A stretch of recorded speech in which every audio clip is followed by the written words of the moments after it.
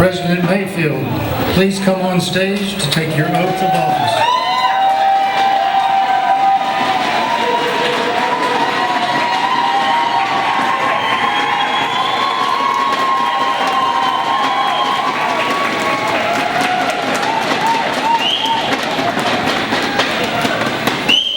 Please raise your right hand and repeat after me. I state your name. I, Alphonso Mayfield, Accept my responsibility accept my responsibility as President of SPSU, as President of the FPSU, and I pledge and I pledge that I will faithfully observe that I will faithfully observe the Union's Constitution and bylaws. the Union's Constitution and bylaws. I'm committed I am committed to defend the shield and integrity to defend the shield and integrity of the FPSU of the FPSU and represent its members and represent its members with honor, with honor, conviction, conviction, and selflessness. and selflessness. Thank you. Thank you.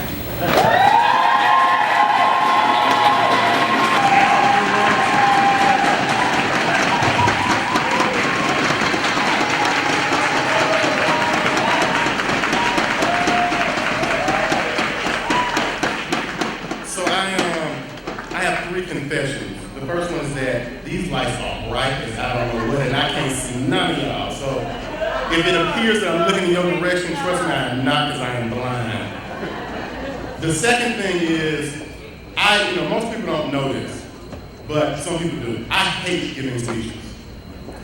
And that's true. I hate giving speeches, and this is why. And some of y'all will understand this experience. You're trying to give a speech, you're trying to connect with people. There's always somebody falling asleep in the front row, somebody picking their nose, somebody playing on their cell phone, somebody getting a phone call. Y'all know what I'm talking about, right?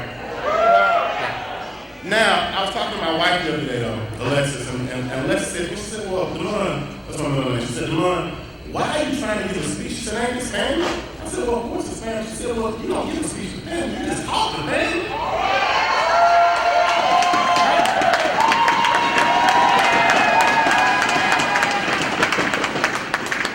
So since this is family, we just gonna have a conversation about the state of family business. How about that? So that's my second confession. My third confession is that I'm gonna exert some newly given executive privilege, and I'm gonna wait to actually speak. The first thing that I want to do is I want to say thank you to our executive board, those who I serve with on the COF, and you guys can give them a big round of applause.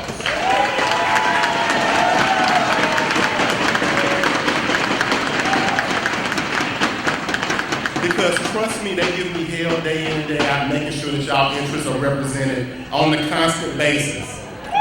They give up a lot of their time, they give up a lot of energy, they spend a lot of meetings, they are on a lot of conference calls, but they do that because they love you and they want to make sure that the union is represented by its membership. The second group of people I would like to thank is, I would like to thank our staff. Our staff, a lot of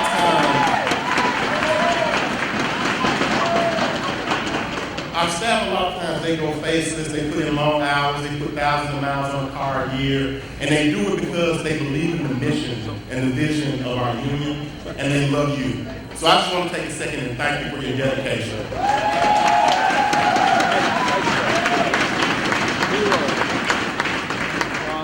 And the last person I would like to thank is my wife, and that is Alexis.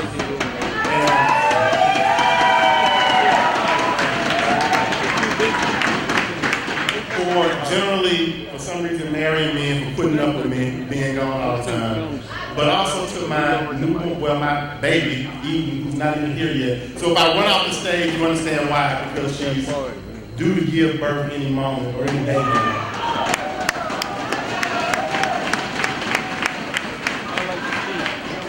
So, what I want to do is I want to take a moment and I want to honor some people, okay? Nobody knew about this on a couple people. I have some awards, some presidential awards, that I want to give people who have exerted courage, people who have fought for this union. Some of these people are about to leave, some of these people are gone, but I want to honor them on your behalf. because they put time into this union, some people 30 and 40 years, to make sure that this union survives and thrives. So with that, the first person I'm going to call to the stage is John Worthing.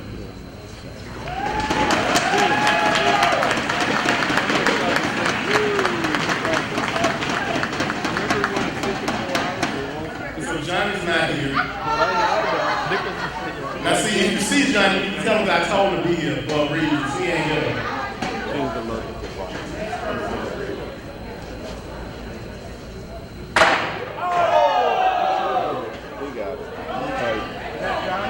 The next person is Virgil.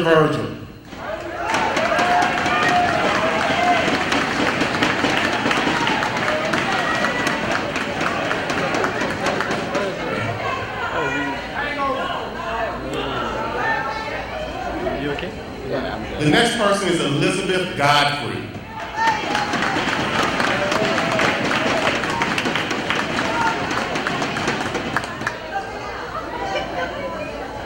The next person we'd like to honor is from the city of St. Petersburg, Water Resources, Carl Reynolds.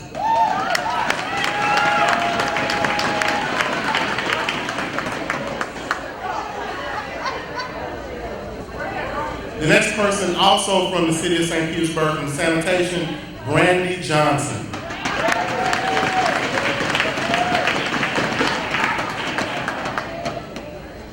From the city of St. Petersburg, Parks and Recreation, Johnny Gleason.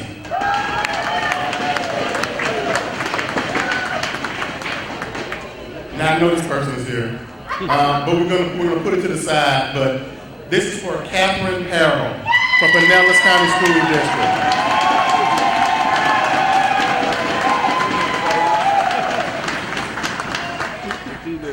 And the next person is my buddy, Cheryl Davis Darrell.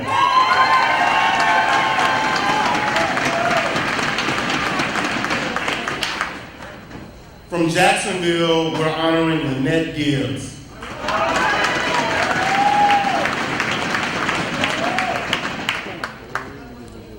Also from Jacksonville, Mr. James Martin.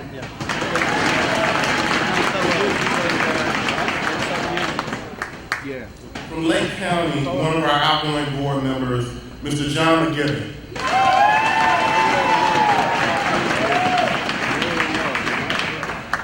From Pinellas County Schools, Miss Wanda Sampson.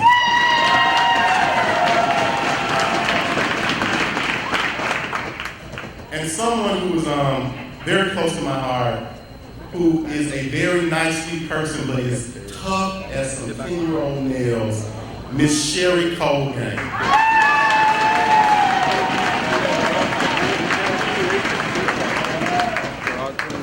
And also from Lake County, Mr. Gary Opdyke.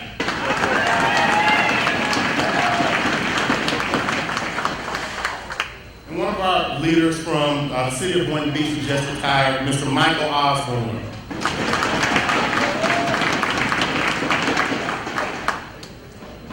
From the city of St. Petersburg, retired Mr. Richard Yeager.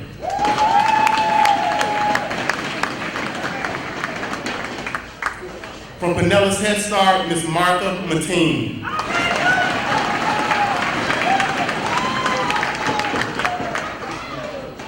So now this last one, and I'm actually going to ask this person to come up on stage. So this person is no longer with FPSU. But this person is as close to me as a sister. She curses me out and yells at me. I think she pulled a gun on me once.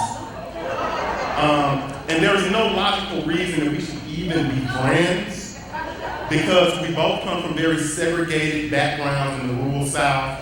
But for some reason, we were able to tolerate each other enough to become good friends.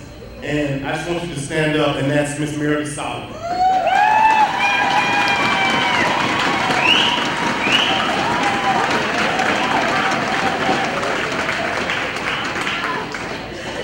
So y'all ready to get to work? Okay. So, let me tell you a little bit about me, for those who don't know me very well. I am from Lexington. I was born in Lexington, Mississippi, to a very opinionated home care worker named Linda Mayfield. My mom is a large part of the reason why I do the work that I do.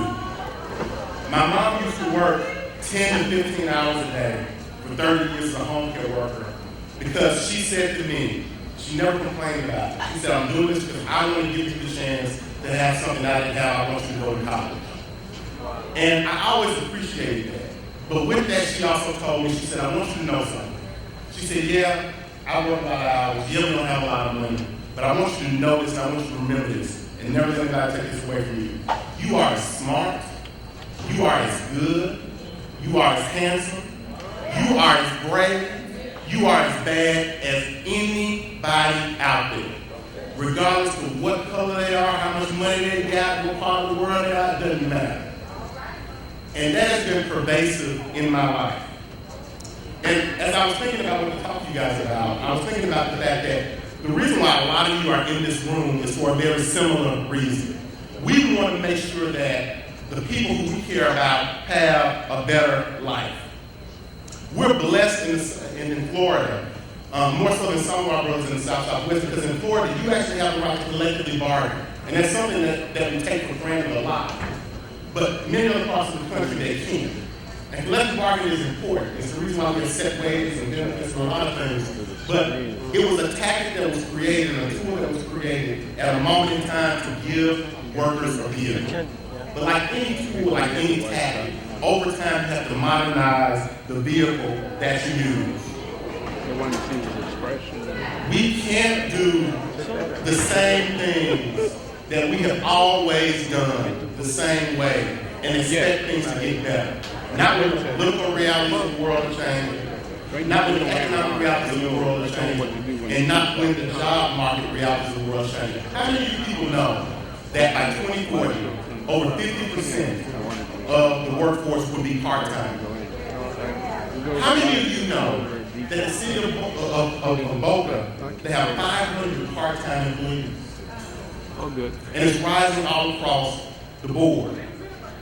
When I became president 4 years ago, I have to admit that the local was in a completely different place. In 2010, we had roughly 3,200 members statewide.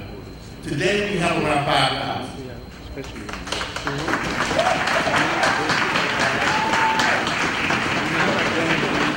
In 2010, we won around 35% of the grievances that we filed. Today, that number is 80% and going up.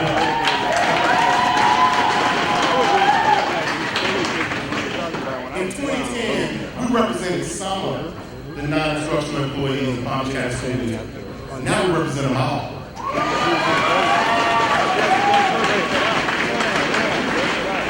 In 2010, we filed arbitrations, and we would submit some, lose some. Some of the arbitrations were dumb. Some of them we didn't know and prepare. Today, we win 80% of our arbitrations. And because we won 80% of our arbitrations, we got back over $500,000 to our members.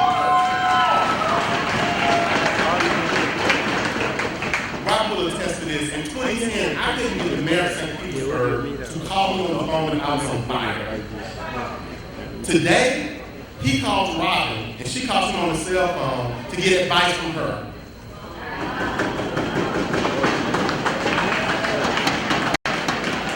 There are many more examples of the progress that we've made, but it's not enough. And I'll tell you why. There's a saying that I heard when I was younger that the old folks used to say, and some of you all will remember it, that when you had a family and people would be constantly sick in that family and one after the other, the old folks would say it's a demon in that house. Y'all heard that, right? Now we know better now. We know there's genetic reasons, there's hereditary reasons for a lot of that. But I'm here to tell you today that as it relates to the politics, our political house, Florida's political house, the U.S. political house, there's a demon in that house. And you know what that house's name is? What that demon's name is? It's greed. When you tell me that you would rather go take school lunches away from kids to give a tax break to Donald Trump, that's greed.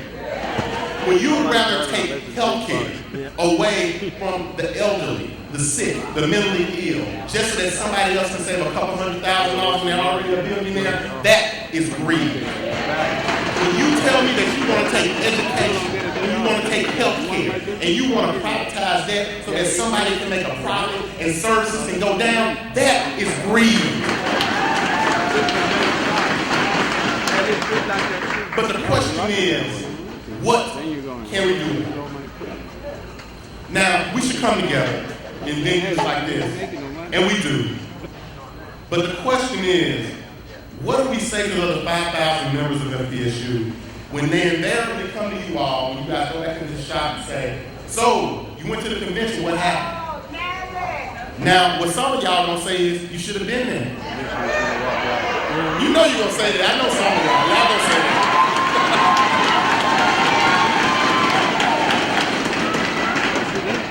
But I'm gonna tell you that we need to take a different approach. Look, there's a part in the Bible that says that when Jesus said his disciples are supposed to be salt and light. And what that means is we should live in a way where people thirst for the word. We should be a beacon of light in a dark place. Now, I'm not comparing the union to religion. I'm not saying that. But what I am saying to you today is that if you are a member of FPSU, people should know that by the way you walk. If you are a member of FPSU, people should know that by the way you talk. If you are a member of FPSU, people should know that by the way you fight. And contrary to popular belief, to fight you don't even have to be loud. Now I know some of y'all got the loud part down. I understand that. I got this. Some of y'all got the loud part down, Pauline. But I'm here to tell you today that we're at a crossroads. We've made some significant steps forward and in the right direction. But there are key decisions that we have to make that will determine whether we continue to go forward or go back. I'm here to tell you that what we must do is we must lead and we must serve. There's a picture in our office in Palm Springs that says, in order to lead, you must serve. And it's a common phrase, but the reason why I asked that you put it in the office is because I want a constant reminder to our staff and our members that where the corporate world believes power comes from money and privilege, that to us, we believe that our power comes from each other. Our true power comes from not only the collective nature of our fight, and that's important, but from the connective nature of our love. Now, I know that saying we should love each other is not macho, it's not gangster, right? But let me tell you this. There's a saying where I'm from that says, little boys do what they can and men do what they should. And I'm a man grown. And I choose to love. You know why? Because love can be greed, hate, envy, any day of the week. So I'm telling you now, don't be afraid to love each other. Don't be afraid to stand with your brothers and sisters all over the state for us to create a better life. Now, that doesn't mean that we don't get on each other's nerves. Okay? But, Tammy said sign around the street. But now, but conflict can be a beautiful thing when it's creative. You get good things out of conflict when it's creative and constructive. But like any family, we have to get past our conflict and move forward. They say that you eat the fruit of tomorrow based off of the seeds that you lay today. FPSU is the president of this organization. I want to tell you, the seed that we have planted is partnership. Because we are never and can never be truly strong when our allies and our communities are weak. We can never create a better reality for us alone. Now, we have to stand with our partners. I told you about cell phone. We have to stand with our partners. We have to stand with our partners, not out of fear, not out of necessity, but out of an understanding that we are stronger together. At our board's direction, we started a C4 called United Voices. We did this because we realized that we're at our best when our partners are strongest. But strength means nothing without vision. So the goal of United Voices is to collaborate with our members and partners from all ends of the political spectrum. I don't know whether you're a Republican or a Democrat, because they both lie. What I care about, let's be real, what I care about though, is if we are acting in a way that we take what the people really want and it's implemented in a way that the people really need.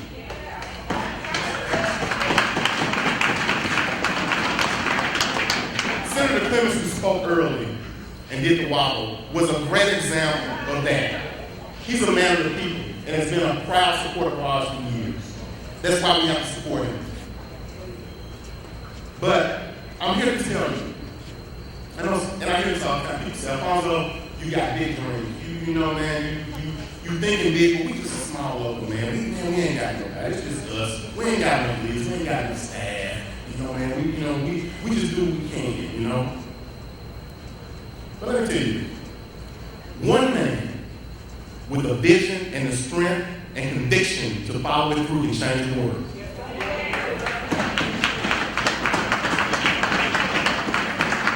Now, if one can do that, what about 5,000? What about 10,000? What about 20,000? Now, initially, when I wrote this out, most of the notes, I was planning on ending there. And all you all know Alex Ring, our political director. He said to me, yeah, man, he said, Prez, that's good stuff, but the ending sucks. He said, we can work on that ending, man. So I was thinking, how do I end? I was thinking about that late last night. And what came to me was this. There was a young brother here earlier named Brandon Boswell. Brandon Boswell lives in D.C. Today is his son's birthday. But he flew down to Florida to come to our convention because he said he wanted to be here to be with us. The reason why he did that is because he understands that his fight is our fight. Baby Cobra flew all the way from California on a red eye to speak for 15 minutes and get back on the plane and fly back to California. She didn't get paid for that. She did that because she realized that her fight is our fight.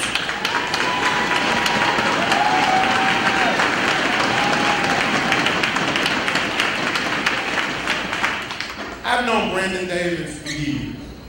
And we fight, and he likes the Rams and the Rams suck and all that stuff. But let me say this.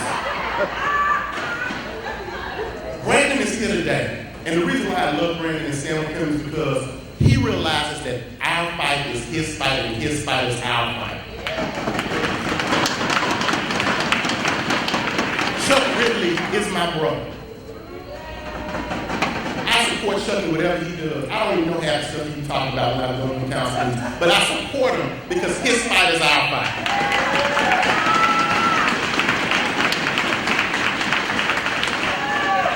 Mary Grillo, a.k.a. Grills, is here from the South and the Southwest.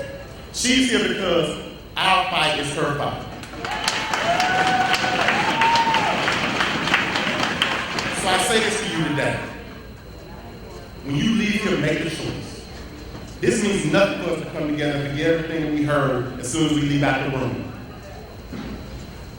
Make the choice to stand together. Make the choice to love. Make the choice to fight. I refuse, and y'all might get rid of it, but I refuse to be president of an organization that rolls over and allow the middle class and the working class to be destroyed.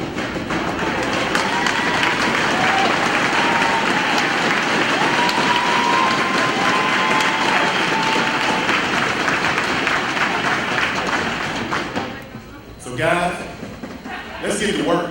Thank you.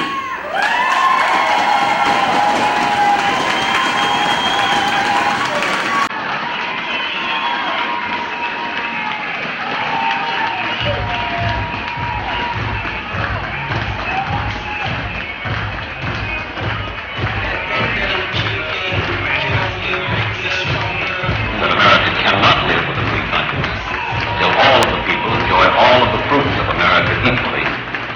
the eyes of the law.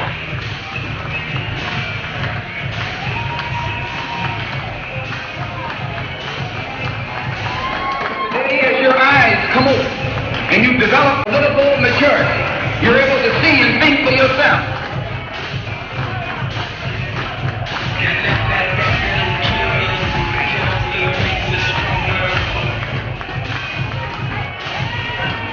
I question America.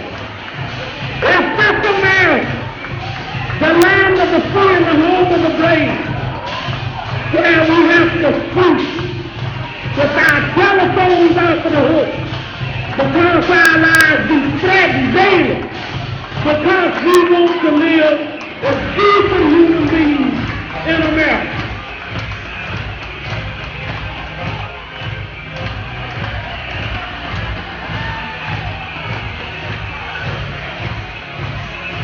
They'll cut way back on Pell Grants, college loans, early childhood education, child nutrition programs, all the programs that help to empower middle-class families and help poor kids. Oh, they'll cut back on investments in roads and bridges and science and technology and biomedical research. That's what they'll do. They'll hurt the middle class and the poor and put the future on hold to give tax cuts to upper income people who've been getting it all along.